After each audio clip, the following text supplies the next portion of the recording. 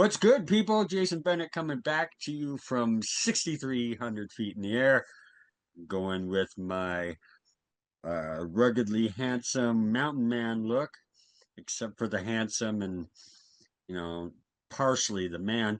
So today we have an episode of Just Kicking It where we are spotlighting the Kickstarter Mercy in Prison. It's a totally new thing. You're gonna love this. It's a totally new book. It's a one shot coming from 2510 Press. People may know as from Stephen Prince, the creator of the Monster Matador series.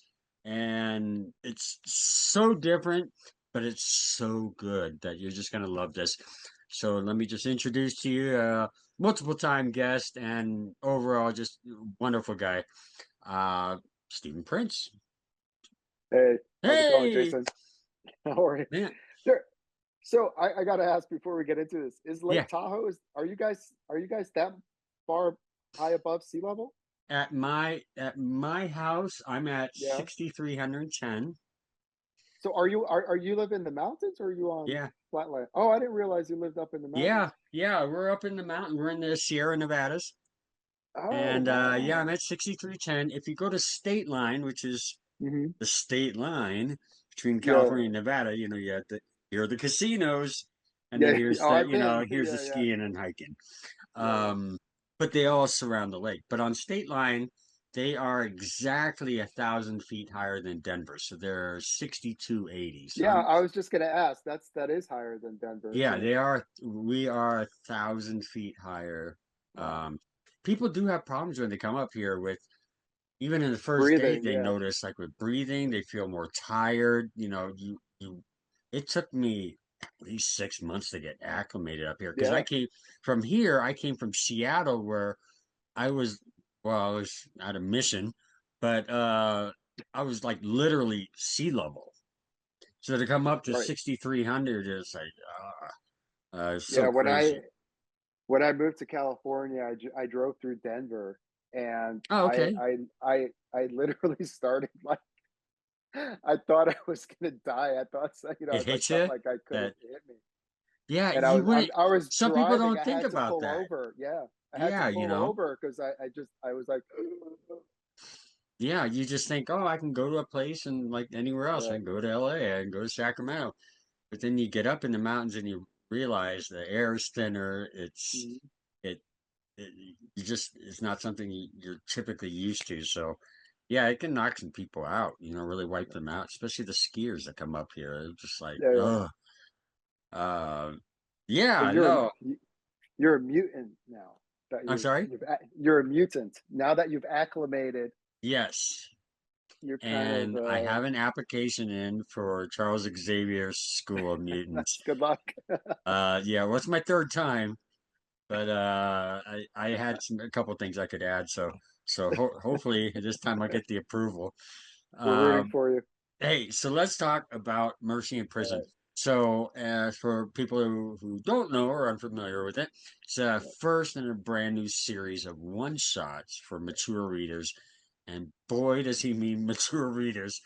Is this isn't your Monster Matador, uh, but it's really exciting and really just page turning. Following your main character, Mercy Hansen, what can you tell us about her and how she's going to play her role in this series of one shots? Sure. So the series takes place. We start in 1975. Mercy is a farm girl from Wisconsin, just out of school. She's traveling the world. She hooks up with a guy. He ends up using her as a drug mule. And this is She wind Richard Hawthorne the fourth. before, yeah.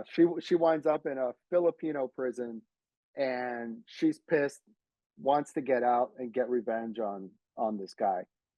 As it so happens, another inmate in there is also plotting their revenge on the guards and some of the other inmates. And they have made a deal with a Filipino vampire, which is called an Oswong. And she transforms into an Oswong. And as all hell breaks loose, and Mercy just kind of has to survive the night. So, And and what's yeah, what I kept finding unique about it, other than the this vampire killing everyone in 1975. Other than that, it was that it wasn't like it was a women's prison. It was a women's work camp. And so Yeah, that's it what they changed are. a Yeah. little bit. It's interesting because, when they first all got together, they weren't all wearing, the same, orange or whatever Right. jumpsuits they had at the time. It was like, I mean, they were there to work. They knew, their Hmm. hard labor, it Yeah, yeah, really yeah, was. It wasn't, yeah. like maybe what you would see in prison. Um, but it was a really cool way to tell the story. And yeah, man, it was just beautiful. Yeah. It's So graphic for sure. yeah, Uh, if you like violence, TNA, and swearing, Dad yeah. might want to jump on this. But yeah, it's there you go. It's got the trifecta there of great qualities that, and it really just comes out really great. And we'll talk about your artist here in a minute. But what's I was that? gonna say those prisons are, their work camps are basically prisons, but that if you're familiar with like the women in prison genre, like a lot of them take place and like that kind of thing. And But you had mentioned that the it's '70s exploitation movies, yeah, I mean stuff it's like very that. much a love letter to. I used to work at Disney, and in like Blu-rays and things like that, and years ago they had the license for the Roger Corman library, Okay. and I had kind of um, uh, was a project manager on that, and I had access to all the movies, and basically watched all of them. Oh yeah, if you So have a library like that at your yeah, disposal.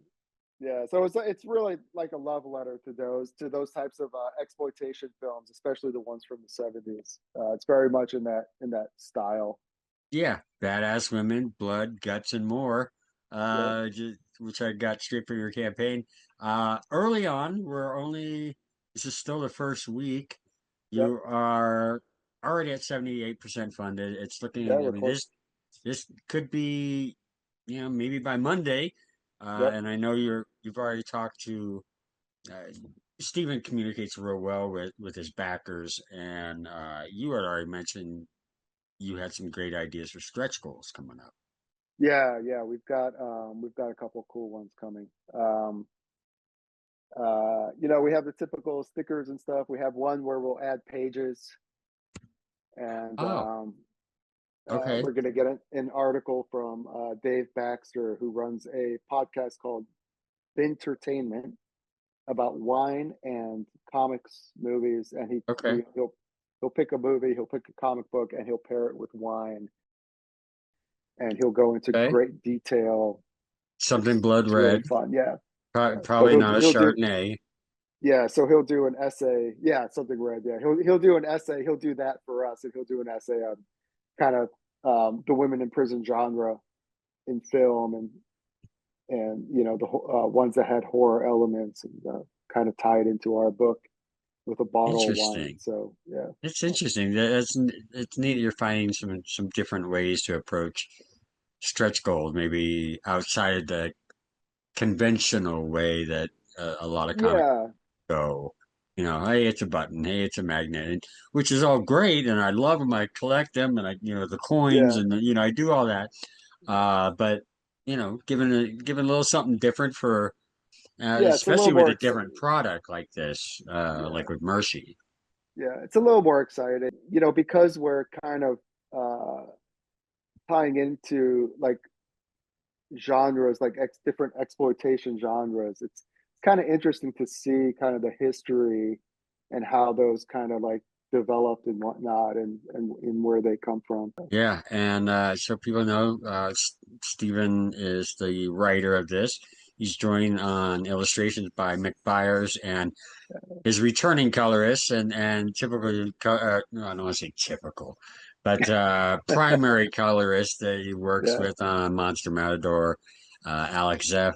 Um, yeah, so Mick Byers, this is first, if people are familiar with Matador, usually think of Fabio Abbas. I mean, right. that's kind of the go-to, but this is something completely different. And you connected with Mick Beyers. How did you two connect? How did did you pitch this story to some artists to try to because it's different, and I'm sure you had to look for a certain type of artist that could draw violence and blood and get Yeah. that kind of gore look that maybe not every artist can tackle to at least to your vision. I'll be on it. It was this actually came together pretty quickly. From the time I had the idea, I wrote a draft of the script, and I was in San Diego Comic Con. I had met Mick a couple of years ago at San Diego. Mick works a lot with Clay Adams, Oh, okay. and he's done some White Ash stuff for Charlie Stickney, Sure. and he's become a friend. And last year in San Diego, we hung out a bit more, and it was on Sunday. It was literally at the end of the day on Sunday. Clay had given me a copy of, I think it was Dream Quest or something, and he signed it for me. And I asked Mick, I said, "Oh, hey, come to my table and just sign the book or whatever." Right. And I just happened in passing to be like, he asked me if I was working on anything else, and I'm like, "Oh, I've got this." I described Mercy, and he's just like, "Oh, I'll do it." Wow. I'm like, Easy as that. I haven't started looking for an artist yet. I hadn't started looking at all, but I was going to, because I had just gotten a draft of the script on, and he was like, "I'll do it," and I was like, "Okay," and that was basically Hey, that's great. And basically it. and that's something Yeah, great about the comic book community that people support each other. It's, you start making connections through other people that that it just starts building a larger network of people. Um, and it was I mean, it was great because he added some fun stuff. He adds a lot. I mean, you'll see like a lot of gags and things in the backgrounds and like little touches, and he added a lot of really fun stuff to it. But we're basically two very immature guys, and we're very much on the same it- wavelength. And I'll tell you, for the second one, he was drawing this a commission in his sketchbook. It was kind of a weird fetish thing, and I'm like, that would be great for the second one. So the second one's already scripted, and nice. he'll get And I to saw that. his But sketch cover on the campaign right now, there, or at oh least yeah, yeah, the to give you an idea. Um, it's like that EC cover almost. She's holding a head. yeah. The EC horror. Or, Yeah, yeah. No, I his work just looks incredible, and Alex really amped things up more than I'm used to with Monster Matador, where it may take a little softer tone in places, except maybe some action scenes. This is bold, in your face, vibrant, intense colors, like all around. That it seemed like she had a good time playing around with not only the story but yep, working on mixed line work. yep, yeah. What I love about Alex is she's always challenging herself. She's always pushing herself. And Love it. she's always experimenting. And her coloring style is very different in Monster Matador than it is for this, and she's very versatile in that way. It's really great, because I don't have to like worry about her. Sure. I don't give her. There's not a lot of notes. There's not a lot of like I send her a script. I send her the pages. I'll give her some direction, and I just the pages show up, and I'm happy. And that's the best you can ask for. I've been really That's, lucky. well, and you guys have worked on how many together? It's been a lot. I mean, we've done about You 13. but you didn't do all the 12 Kickstarters of Monster Matador with her, Yeah. have you? She did it. She did everything, yeah, except for I was thinking the first couple or something might have. No, Um, so it's interesting. I mean, like any book or any project, there's some growing pains, you know.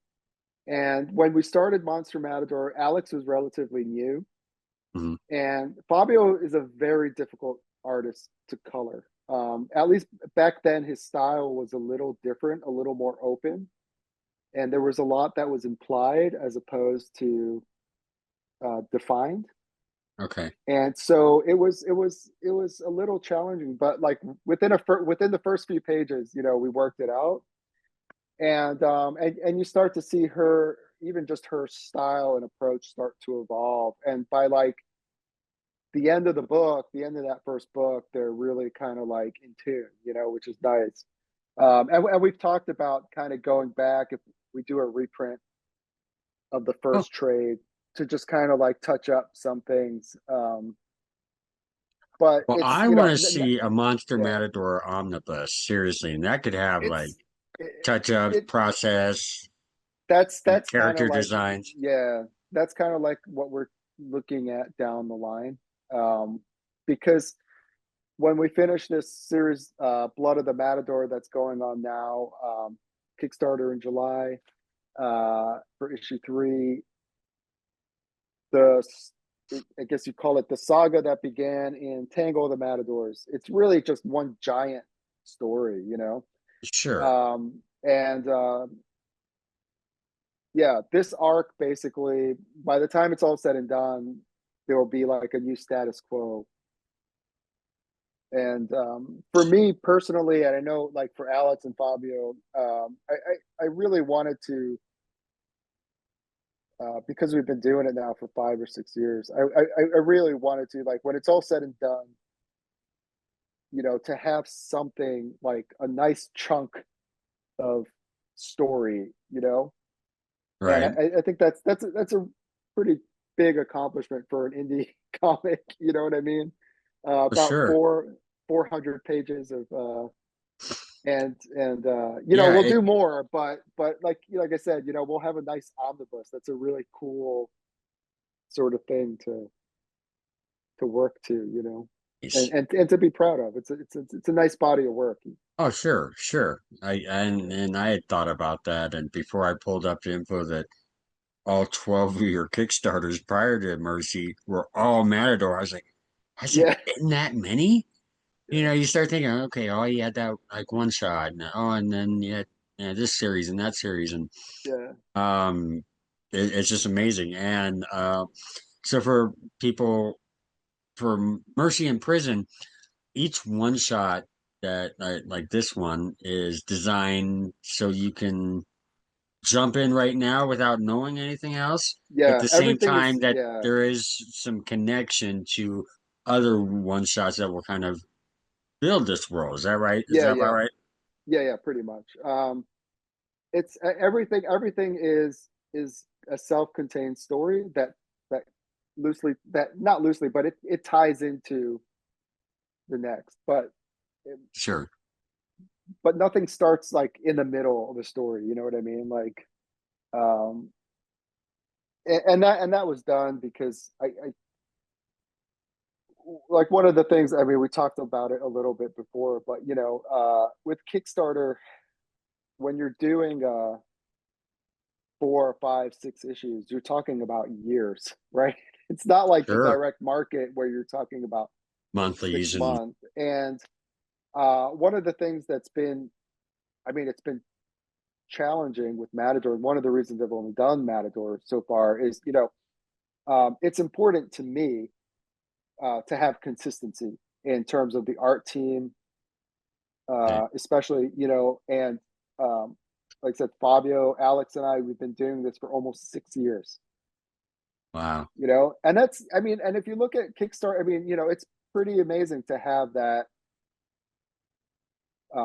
consistency and to be able to put it out as we've Well, yeah. done. I mean, maybe they take on another project and can't work on one, or at the Yeah, times exactly. conflict. Exactly. So you kind of, there's always the risk of running into a situation where yeah, something happens, or and with Mercy, I feel like I got very lucky with Monster Matador. I didn't want to be in a situation where um you know I got to wait 6 months, I got to wait a year, I got to wait 2 years. You know what I mean? Sure. Um, and I don't know. I hope people like that. I hope people like that they're getting a full story.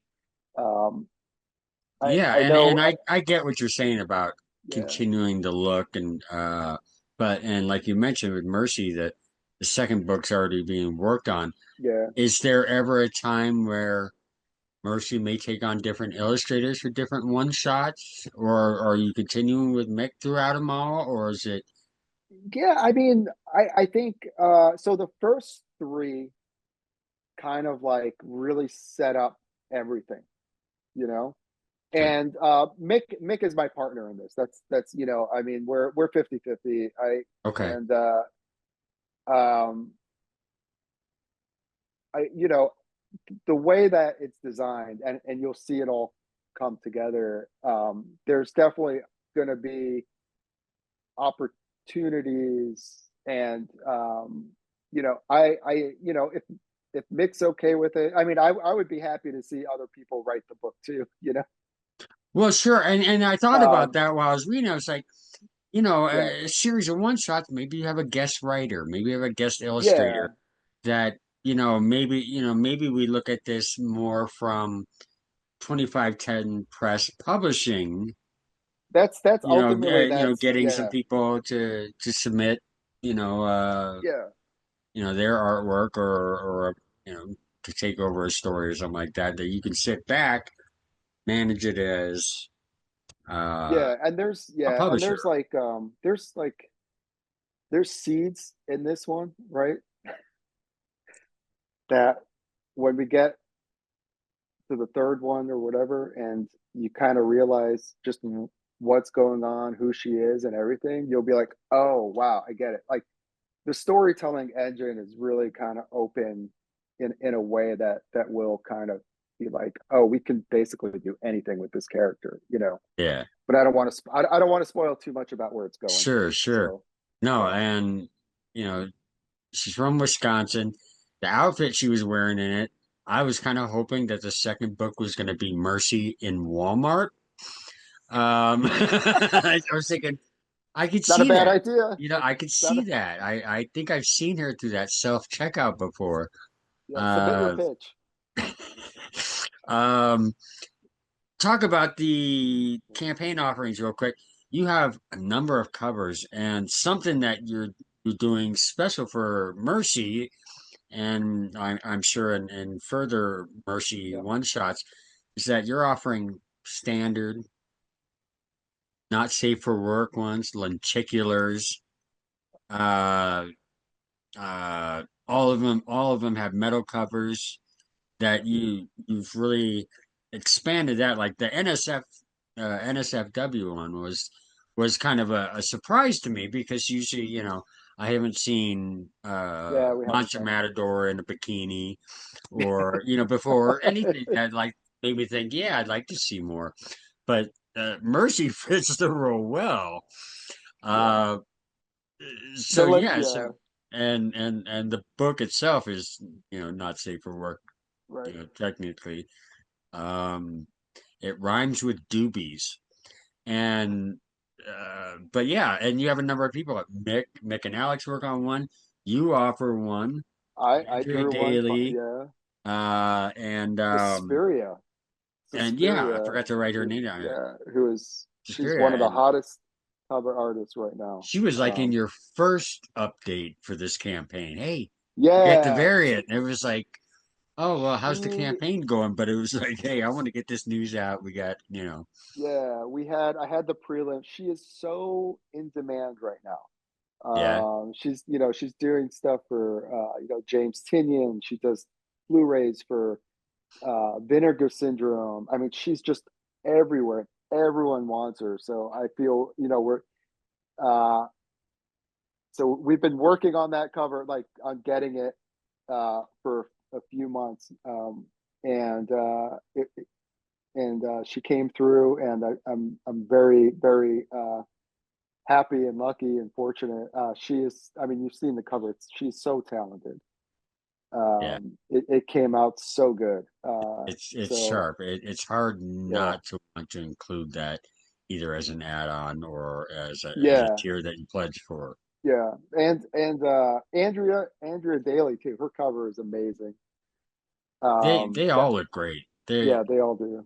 um Um, yeah, just but I like the lenticular. I didn't know if I'd be able to get away with it, like if the company would do it, but they were cool with it because it's mixed cover. The lenticular has the safer work, and then it's not safer work.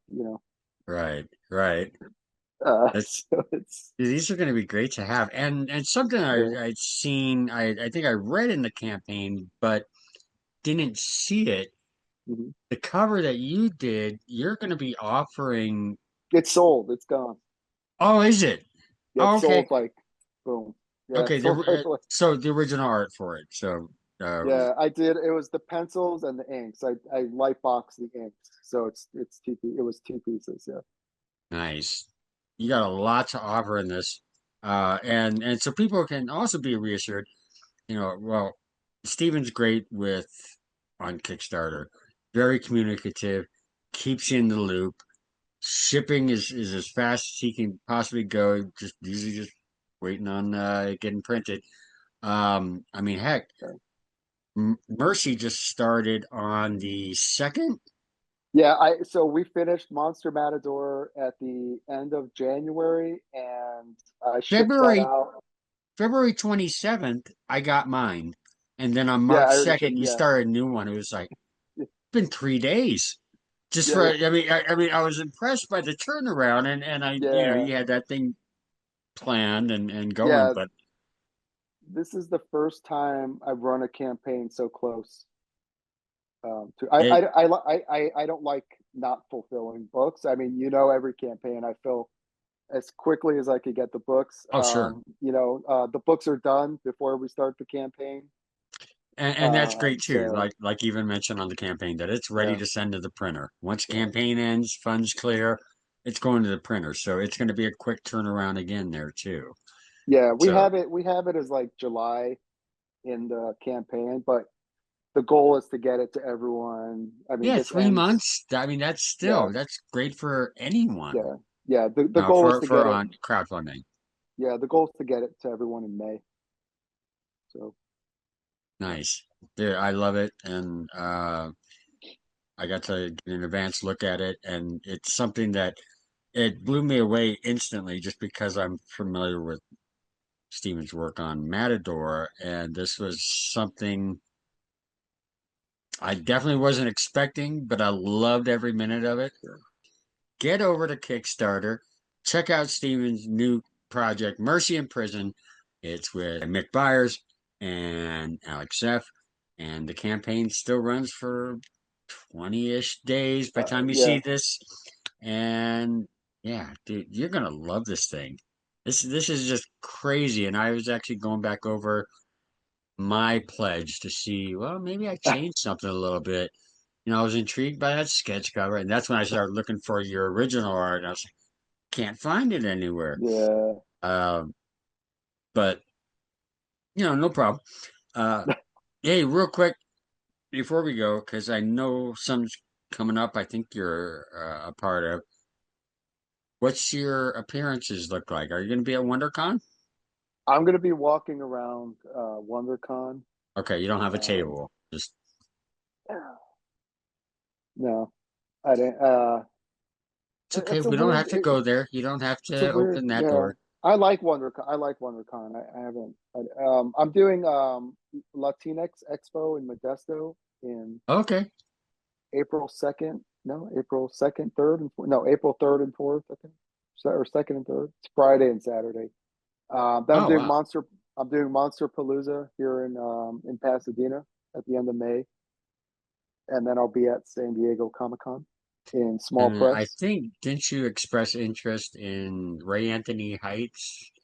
Oh Uh, yeah, I got His a Compton Con, or I don't know if he's actually given it a name yet, but yeah. I was watching Um, it. I was really intrigued by that. yeah, Yeah, I'm I'm up for anything. I'm definitely down for that. I'm going to be doing Free Comic Book Day at Santa Monica Comic Company, Oh, okay. which is a new shop here in. It's actually in West LA, but it's on Santa Monica Boulevard. Okay. It's about 3 blocks from the border of Santa Monica. Now, But they are used to be. you offering a free comic book day book, like, or like a 5 page little? No, I mean, I'll probably, yeah, I'll do something. I'm gonna do. I'll probably put together like a little preview thing, something like that for it. Yeah, Okay. I've got. After this campaign, Yeah, maybe like a little I peek will inside, focus. the present and future of 2510 Yeah, Press. yeah, Here's a few about Monster Matter. Oh, okay, I'm interested in that. Here's a little bit about Mercy. Whoa, I'm yeah. I'll probably definitely do interested in that. a small like tease with some That'd links be or something. Yeah, that'd be awesome. Yeah, Uh, Stephen, it's always great talking with you, and I'm glad we were able to connect and yeah, uh, promote your book because you always have a platform with me, and I love all yeah. your Thank work, you. and this book, seriously, it made me love you more because it Oh, gave me well, it gave me more insight into yeah, your writing prowess. You went in and yeah. you're tackling something outside of Monster Matador, and I mean you nailed it. So Thank you. Yeah, yeah, so great work and all the success with the campaign.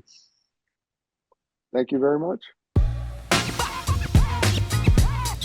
A big shout out to Stephen Prince for sitting down and talking with us at Comic Bodega about his latest project, Mercy in Prison, currently on Kickstarter. Be sure to head over there and check out the campaign. You're not going to want to miss this one. Follow Comic Bodega on our socials. And if you're looking to get a little press yourself for your campaign, hit us up.